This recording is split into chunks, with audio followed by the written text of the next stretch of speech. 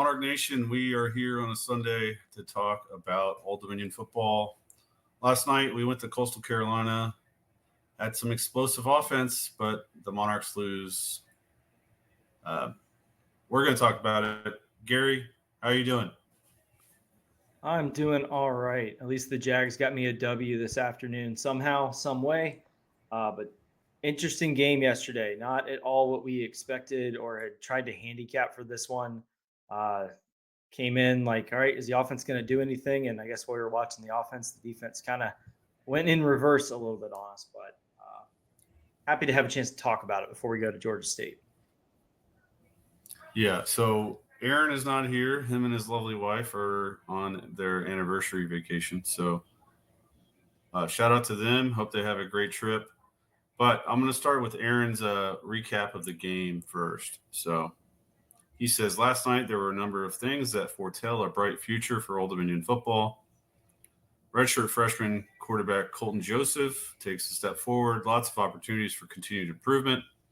But the kid clearly took a step forward with a week of first-team reps.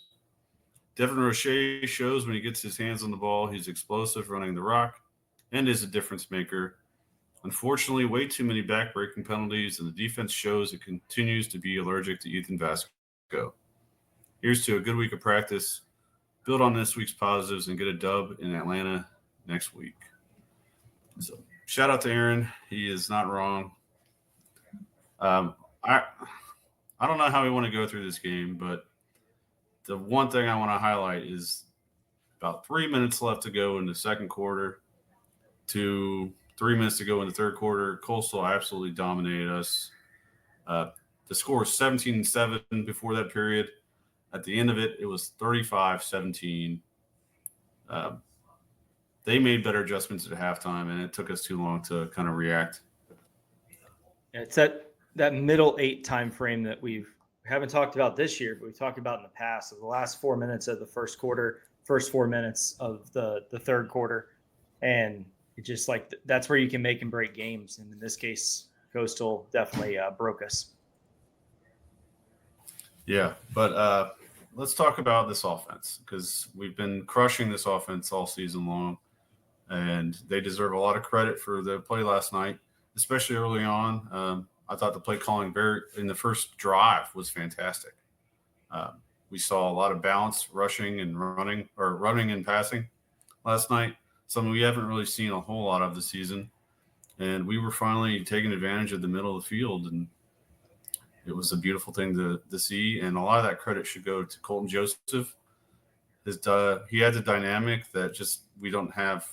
Grant doesn't have. He's got a bigger arm. He can move better in the pocket, and he just makes quicker decisions. And it led to a game where we only gave up 1 sack, which has been something that's been a major problem for us the last 2 seasons. Yeah, I mean, you can tell a big difference with Colton on the field. The way he moves in the pocket, where he's aggressive in the pocket but still looking downfield, wanting to make big plays. I mean, if you can take no other positives away from this game, the one you can take away is that Colton Joseph is QB1 for us moving forward. And I don't think that there's anything barring injury that should change that decision right now because I don't know about you all, but if we would have gotten that onside kick, was there any doubt in your mind that Colton was going to go score a touchdown? And like that's a feeling that I haven't had in quite a long time of watching ODU football. Of like that guy gets the ball in his hands, something good's going to happen. Yeah, and on the same note, Aaron mentioned him, but he deserves a lot of credit for his play last night. It's Devin Roche. Every time he got the ball, it looked like he was about to break it. He found some small holes and just there was one play where he's dead to rights. He ends up getting a first down, and I don't know how he got through that hole, but that speed is just killer. And he's got clear vision to get to that outside. Yeah, he's definitely a patient runner, but when he decides to go, man, he is gone and difficult to catch up with. I think back of what our season might have looked like if he wasn't hurt on that opening kickoff, maybe that East Carolina game, the South Carolina game. But it's good to see him back out there healthy. He definitely took some shots, and I felt like every time he hit the ground, there was someone from Coastal twisting his ankle, which is how he hurt his ankle in the first place. So, appreciate if you could lay off the ankle a little bit. But he took his bumps, popped right back up, and it's kind of what we've been waiting to see from him this season. The beauty is they're both freshmen, and we could have, assuming we do the right things with NIL and the roster, we could have a two-headed monster between Roche and Colton Joseph for the next 4 seasons if we do things right. And that's pretty exciting to think about. Yeah, it's weird coming on here knowing that we scored 37 points and lost. I know I was way off on the handicap for this. I thought this was going to be a run-based attack from both sides, a lot of grinding the clock. Like the under just looked like the surest thing ever when it was so high. But no, we were completely off. Like what happened to the defense yesterday just defies logic in my mind. It's not something we've even really had to talk about that much other than talk about what a great job they've done. Coastal came out and looked like a team that spent 2 weeks preparing to face that defense in the same way we looked prepared to attack Bowling Greens last week. So that importance of the bye week before that game was big for Coastal. Yeah, so most points we've given up since 2018 against Middle Tennessee State. So, in other words, the most points a Blake Seiler defense has given up since him and Ricky Ronnie came to Old Dominion. There were some real lack of execution going on there last night. But also, we saw a lot of names on defense that we don't normally see due to injuries. And came back to bite us. They really were able to take the top off of this defense multiple times last night. And I don't remember the last time we saw this many explosive plays against Old Dominion in a long time. Normally, our style of defense holds away those big explosive plays. You might give up like a 30 or 35 or something, but pretty rare you're going to get someone that completely blows the top off the coverage and is able to break free for 60, 70-yard touchdown passes. I don't know if we were just out of sorts. A lot of it was Coastal running some pretty smart routes and recognizing what defenses and coverages we were in and running to where we weren't. But man, that's the first team that's really challenged us with a lot of deep balls. Like South Carolina kind of did it, but they couldn't execute it, and they went to just their run game. East Carolina couldn't really execute it, so they stopped trying. Similar thing with Bowling Green, aside from Fannin, just getting creative ways to get him open. But I can promise you that when Georgia State looks at that film, they are going to be like, okay, we're going to take deep shots 1 out of every 4 plays because ODU was giving them up. So I hope that is just a temporary lapse against a well-prepared opponent and not something that's going to become a trend for this defense because we cannot afford that with our offense starting to cook. No. However, so when it really comes down to last night, the difference really was that third quarter, but also those 2 fumbles. They turned them into points, and they took away points from us with those turnovers. It ends up being the difference in a 9-point game. Obviously, those are freshman mistakes. You kind of have to give Colton the space to make those mistakes as he learns and gets better. And he showed that in the fourth quarter that he can score and put us in position to be a great team. But that was the difference last night, I think. I think that and just the general sloppiness of our play. I think combined, that's the sloppiest college football game I've seen in a very long time. I think our penalties accepted was only like 6 for 60 yards. Coastal had 15 for over like 115 yards. Just a lot of sloppiness. And then on top of that, the refs were calling every little ticky-tack hold you could think of. So just kind of made a bad situation worse. But man, the tackling I was really surprised with on the defensive side. Like that was the worst that we have tackled in a long time. And I know part of that may be newer guys getting out there, but I can understand if a player that hasn't played much goes the wrong coverage, blitzes the wrong gap, kind of those mistakes are going to happen. But like tackling is one of those. I don't care if you haven't played a snap of college football. I know you're tackling in practice. So you got to clean that up because a couple of those touchdowns are stopped by just normal basic level tackling. And we just seem allergic to it, as Aaron said. Yeah, a lot of arm tackling last night. The one play that kind of sticks out to me is when Coastal's running back. He goes to the left side of the line. He looks like the play's dead. We overcommit. he bounces it out to the right, and he's gone. That could have been stopped with better tackling. And I don't know. It was tough to watch at times. Yeah, it felt so foreign to me of like, all right, can the defense just make one stop? And I'm trying to think back to the last time I uttered that statement about ODU of the defense needing to be the one to finally get a stop. Um, but I mean, it's going to happen. I mean, as deep as we are on defense, and we rotate so many guys out there. Like I was having to go to the roster last night for some of the numbers that were coming on the field. And we've done that all season, but those injuries just start to pile up and pile up. You get later in the year, they've been on the field a lot, just not ideal, not what you want to see. And again, hoping that this is just a weird blip on the radar and not the start of a trend. Well, going back to the positive, the offense, there's some receivers. Deontay Vines, Iowa transfer, finally kind of has his breakout game for us. And it's because of those explosives that over the middle that we could finally hit with Colton pulling the trigger. And it was great to see and gives me a lot of optimism for the offense moving forward. Yeah, I think my bigger concern on the offense now is offensive line still. They only gave up one sack, which I think was great, and really can say that Colton avoided quite a few sacks in the backfield as well with the way he's able to move in the pocket. But we know Elijah Hoskins went down. He started playing left guard. The Bowling Green game did really well next to Flores. He went down. Did not see him come back in.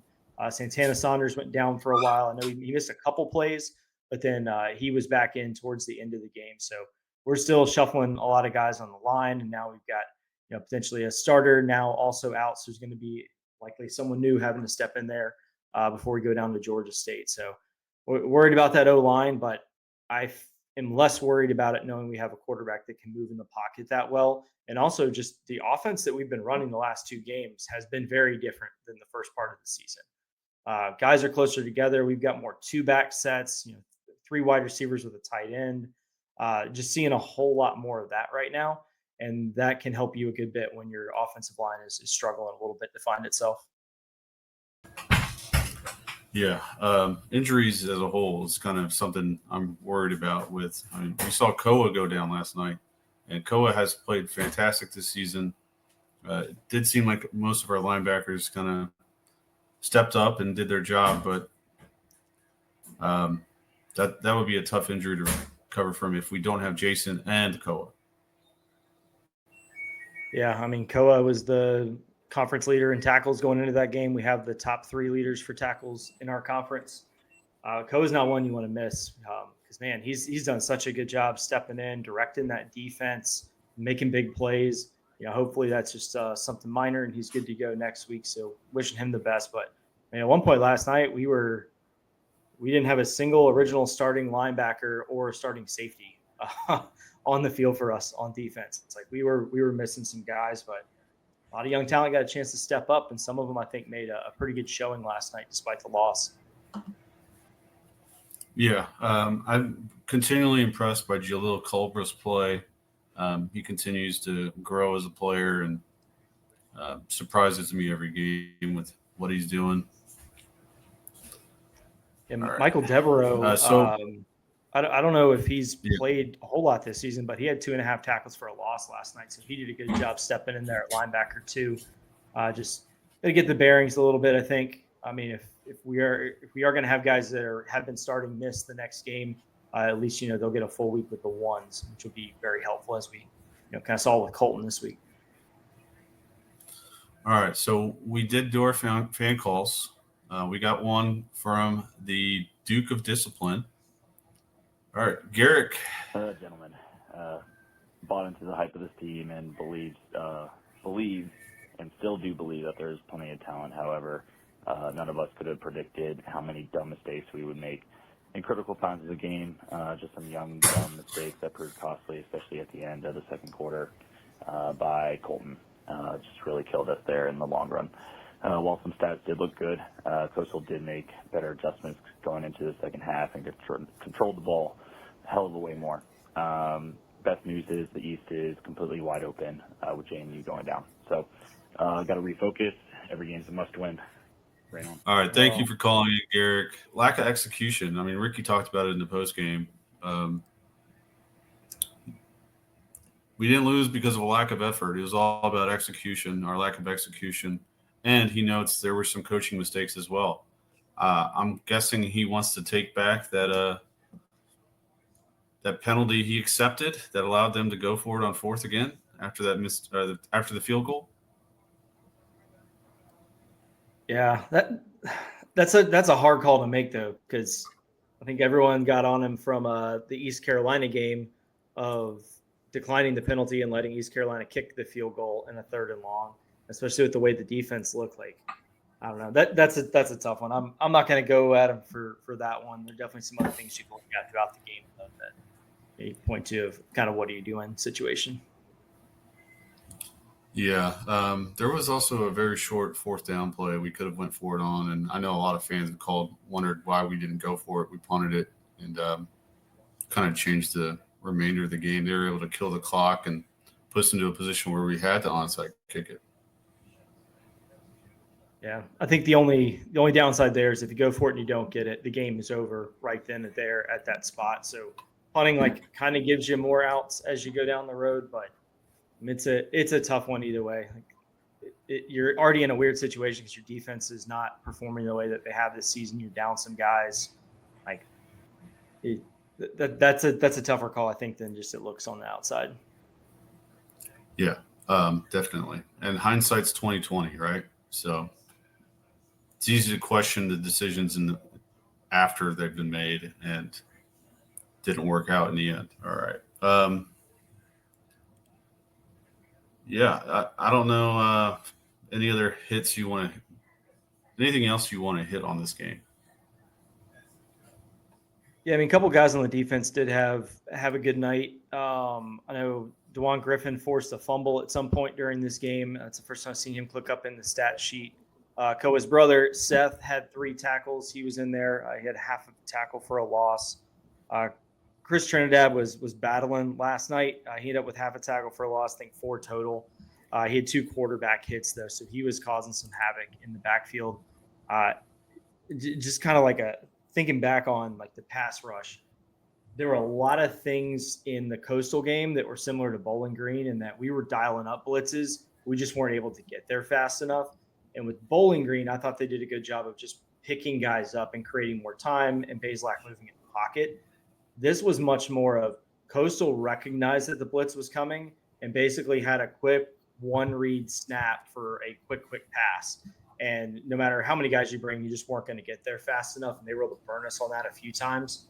So that's clearly a defense or an offense that has picked up on what the defense is showing. Maybe we're not as disguised. We've got too much film out there.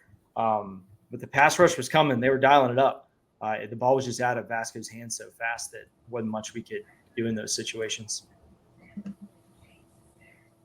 Yeah, a couple other defenders that had a good night. Obviously, Jerron Manning continues to make plays for us. I was also happy with Chris Trinidad. He continues to grow as a defensive lineman. And we had 8 tackles for loss last night. I don't remember the last time we've had that many. It's been a minute. It has been a while. They were swarming, though. And a lot of those plays that Vasco is making with his feet that maybe last year would have gone for 40, 50 yards, they were doing a good job of containing and tracking him down. So they did a good job of that, of at least making him fairly one-dimensional. Yeah, we held him to 7 rushing yards. We were committed to not letting him beat us the way he did last year. He just found a new way to beat us. And kick and throw. I just think about that 3rd down corner route he threw in between our cover 2 shell, to the corner, and it's a big throw to make for a kid who hasn't played a ton until last year. Yeah. All right. I'm ready to wash this game down the sink. I guess I have to as well. But all is not lost. We still got 7 more conference games. And if you paid attention to any of the other Sun Belt results this weekend, aside from Coastal, who in the East scares you? Right? JMU went to Louisiana Monroe and lost. We've got all kinds of not the team what we thought they were. I mean, Marshall put 52 on them out of nowhere Saturday. Like 5-3 might have you in a tiebreaker scenario to win the Sun Belt East this year. 6-2 probably wins it straight up. Like this is going to be just insane. Whatever you thought preseason is probably out the window at this point. Yeah, we thought App State was going to kind of run the show this year with Joey Aguilar back, but their defense is just deceive. Marshall, which we thought might struggle more, they're off to a strong start. Georgia State now has a transitive win over Georgia. I mean, what is going on? Put them in the playoff. Put them in the playoff. Rank them. Yeah, it's that transitive property this year so far in college football is crazy because Saturday was just upset day. I mean, if you had a number next to your name, you were on a list and getting chopped quick. That was wild Saturday in football. So before we move on to Georgia State, I do want to talk about the watch party. We had another one at Afterglow, and it was a success. A lot of people that came for the Coastal game showed up for – a lot of people that showed up for the Bowling Green came back for Coastal. We had a great time. They kept the brewery open late for us. They usually close at 10, and they waited till the very end of the game to hush us out of there. So thank you to Afterglow for being such a great host. And thanks to all the fans that came out. Aaron also asked me to thank James Williams of the ODU fan Facebook group for helping promote it on Friday. He also showed up last night, so thanks to James. But yeah, thanks to all the Monarchs that came out and helped us drink a lot of beer at Afterglow last night. We are officially out of Monarch on kegs, so they're going to have to brew some more. Drank the place dry of Monarch. And what was that? Essentially 2 weeks, right? 2 weeks the beer's gone? A lot of cans left. I think we have probably 8 cases left. But quite a few did leave last night, so I don't know what that updated number is now. There's a lot of people left with 4-packs. Our buddy Jonathan Plisco left with an 8-pack. Don't want to put him on blast, but thanks to him for showing up and supporting the brand. Yeah, I mean, we really haven't had a watch party location at ODU for football. Like, you occasionally get the one-off events and big games and stuff, but to have kind of that home base with Afterglow, that's pretty awesome, especially if you live on that side of Norfolk. Pretty easy ride down there, hang out with some Monarch fans, and share your misery, or if we won, and share your enjoyment too. And that's the beauty of it is you're with other fans that care just as much as you do. And you're celebrating the highs and you're crying about the lows. And it was just great to be with other Monarch fans watching that game last night. And we're going to do it again this week for Georgia State. I believe it's a 3:30 kickoff. Yep, 3:30 kick for Georgia State. You will be in Atlanta for this one. So before we get to the actual game, what are you looking forward to with this trip the most?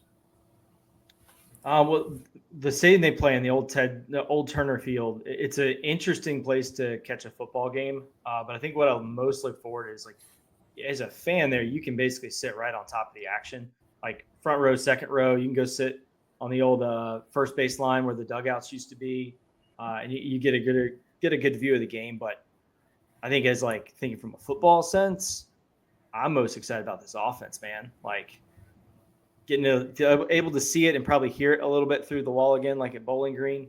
It's going to be a lot of fun. Yeah, looking forward to that. I don't know what else is going on in Atlanta. I try to stay pretty low key outside of that, but there'll be a big alumni tailgate with Matthew Harrell and that crew from the ODU Alumni Association. I think their registration may have already closed, but I'm sure if you reach out, they might be able to help you out if you're coming to the game. That's usually in the parking lot closest to their new basketball arena. So I'll be there probably till about an hour before kick and then head on in. I'm kind of jealous that you get to make this trip and I won't be there, but I hope you have a blast. All right. So this Georgia State team, they're interesting. I mean, they upset Vanderbilt, but they have some weird losses on their schedule too. So what is this team we're playing on Saturday? I think they're still trying to answer that question a little bit. I mean, they had I think, the most turnover of any team in the Sun Belt, with their coach leaving in spring ball, having to bring in a new head coach, trying to keep guys together and figure out what this team is going to be. I know one thing, they prepare very, very well. Um, if you look at their schedule, it can be a little misleading, right? Lost by 20 something to Georgia Tech, but they probably left 14, 21 points on the board. Barely beat an FCS. But Vanderbilt runs that funky like spread option that we just saw tear Alabama to shreds. And it was very clear watching that game that Georgia State had prepped for it and really held them down a lot early. So you couple that with then a stinker against Georgia Southern, and I think they're in the same boat we are of like, all right, what side of the ball is going to be good today? Who's going to be up for playing? Like a lot of feeling out, but this is a game that like ODU has to win if they want to do anything moving forward. All right, so I think the one game I'm going to want to highlight with them is probably the Chattanooga game. They played an FCS at home and win 24-21. Not a score that you're really proud of if you're a Georgia State fan. You're happy with the win, but what did Chattanooga do to put themselves in position to win that game? They didn't run it well. They averaged 2.7 yards on the ground against Georgia State. They had 232 yards passing for 2 touchdowns. Yeah, well, it looks like in that game against Chattanooga, there were 2 offenses that were running up and down the field between the 20s, but just could not do much of anything in the red zone. I mean, 308 yards for Chattanooga, 391 for Georgia State. Chattanooga was 3 for 11 on third down. Georgia State was 7 for 16. They just seemed like they kind of ran slow plotting and couldn't do anything in the red zone until they absolutely had to. But, man, I mean, Georgia State scored that last touchdown to go ahead with 7 minutes left to go in the game. Had to fight them off the rest of the way after that. So that tells us if our bend don't break defense can protect the top of the coverage and not get it blown off, and we hold them between the 20s, we're going to have a chance to win here because normally our defense is pretty good in the red zone. Yeah, hopefully they can get back to those ways and not give up the big explosives that kind of break that bend but don't break mindset. I will tell you, Georgia State can definitely go out and get some big time plays. Their overall stats aren't great, but they definitely have guys that can break them open. Christian Veilleux, he did turn the ball over a good bit against Georgia Southern. He had 3 interceptions, but he also threw for 356 and 2 touchdowns. So control possession, clean up the sloppy play. It felt like every time we did something right last night, there was either a flag on the play, a turnover on the next play, a drop, something like that. Just got to clean up on that execution side, force a little havoc, and, I mean, should be in good shape against Georgia State. But then again, I thought we were going to beat Coastal. I don't know if it's just me, but at Afterglow, the audio was on, but it wasn't loud for most of the game. So a lot of those flags felt – it came like the production on Coastal – didn't tell you the flag was on the play until very late in the process. Just like the down markers were wrong for most of the game until right before the snap. It would say 3rd and 10, and then all of a sudden it would change to 3rd and 1. And, I don't know if it was the refs, but the production made it seem like those flags were coming in super late. Yeah, I think whatever they're using for their graphics was on a pretty sizable delay because we were like going to commercial before the score would update after a touchdown and an extra point. So I don't know. I don't know if we can talk too much about the production aspects at Coastal. Yeah. It did make me feel a little bit better about Old Dominion's production, but that's beside the point. A little bit.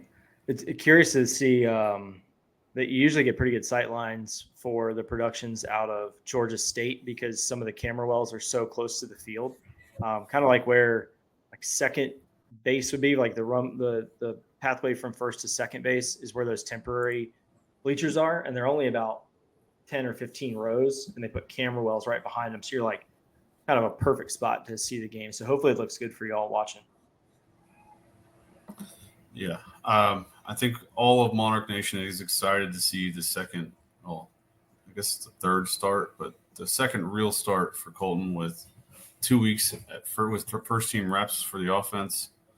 and seeing what he can do with more experience, more knowledge of what to do, what not to do, and kind of get more comfortable at quarterback because he's still really fresh playing in FBS football for us. To think he can keep going up and improving is kind of wild considering how well he played last night. Yeah, I think he still has a lot of work to do in the passing game, but I was so impressed just how cool, calm, and collected he was back there. You could tell at Bowling Green he was rushing things a little bit in his first few drives, but I didn't really see that from him too much last night. He looked very settled in, and yeah, if this is just kind of the start and he's beginning that growth pattern, man, there's some special things ahead for ODU, I think. But we gotta get there, and we gotta do it first by beating Georgia State and getting to 2-4.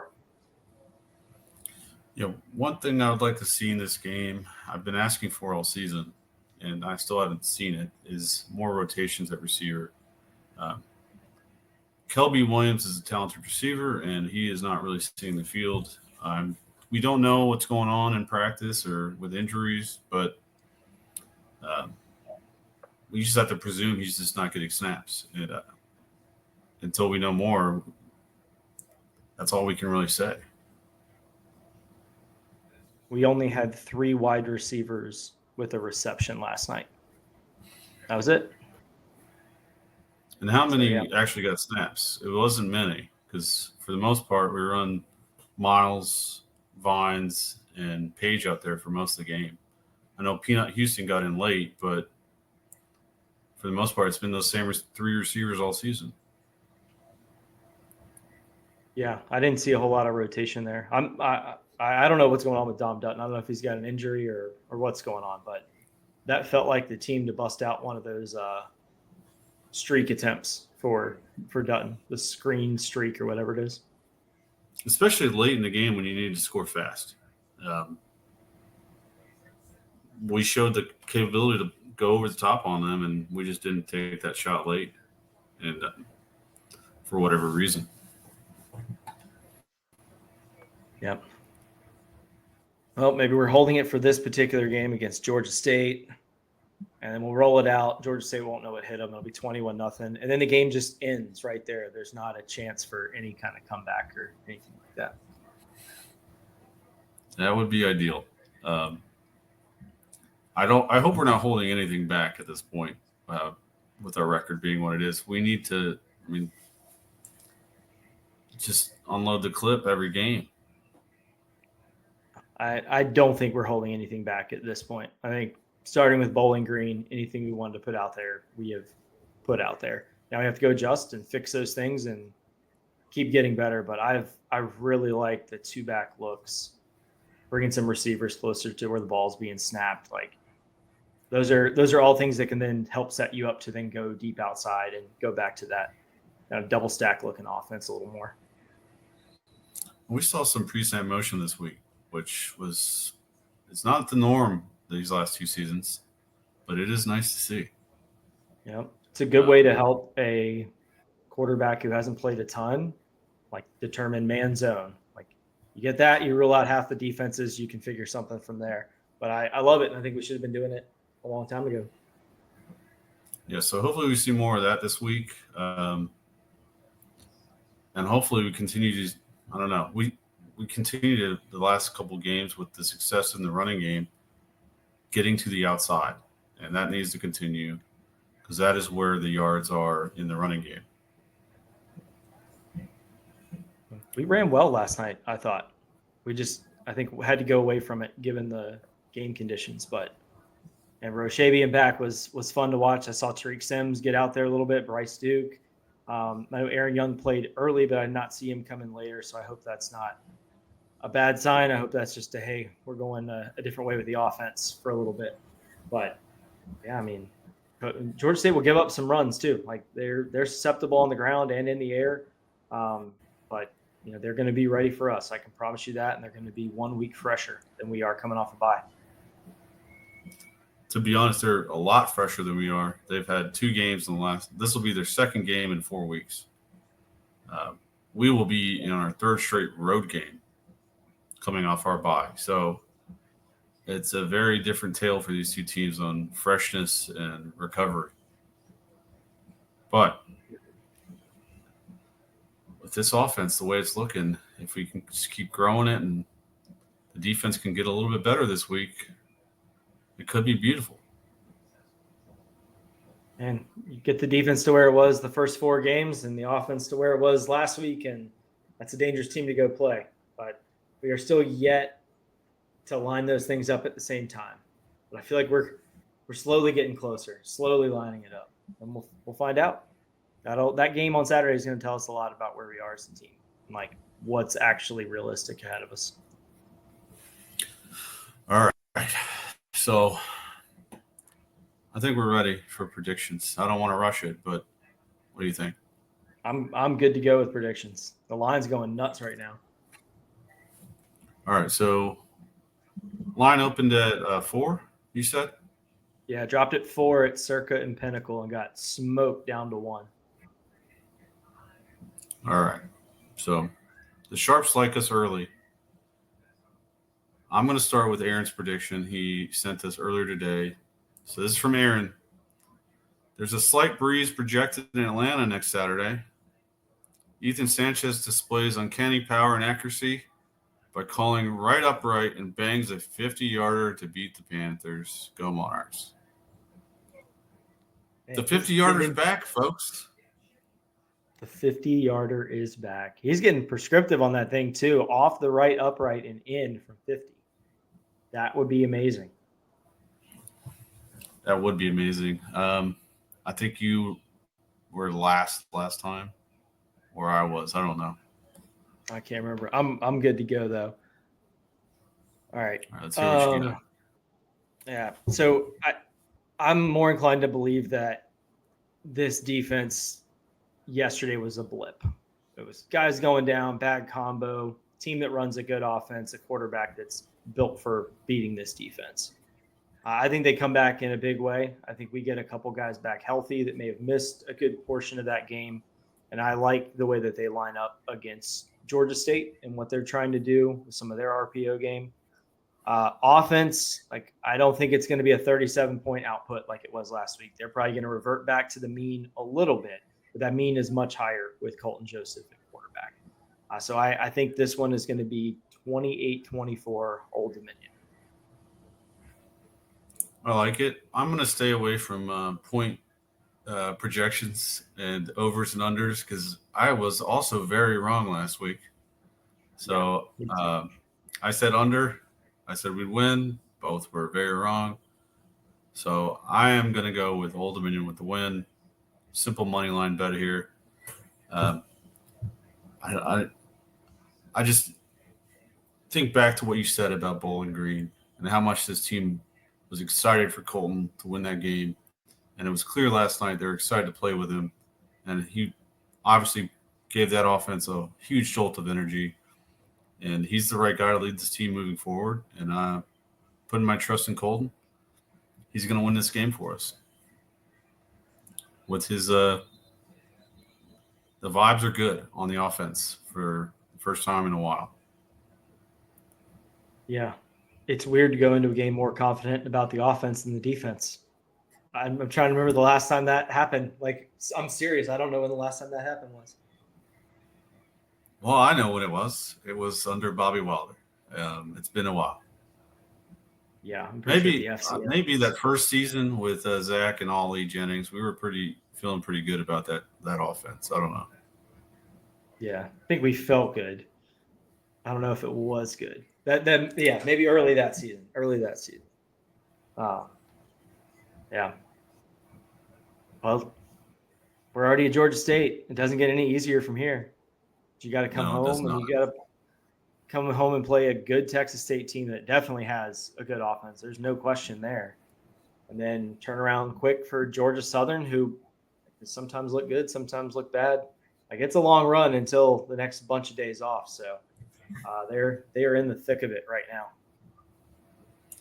And shout out to Justin Walker. I know your hands are full right now, so hopefully you got plenty of Diet Coke in the facility for you so you can keep rolling, get this team healthy again.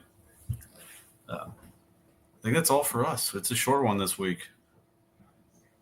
Going from 3 to 2 makes it a little bit more efficient, I guess. But Aaron, we miss you, and we hope you have a great trip. Yeah, have fun gallivanting in Europe, buddy. All right, thanks for tuning in. Go Monarchs. Go Monarchs.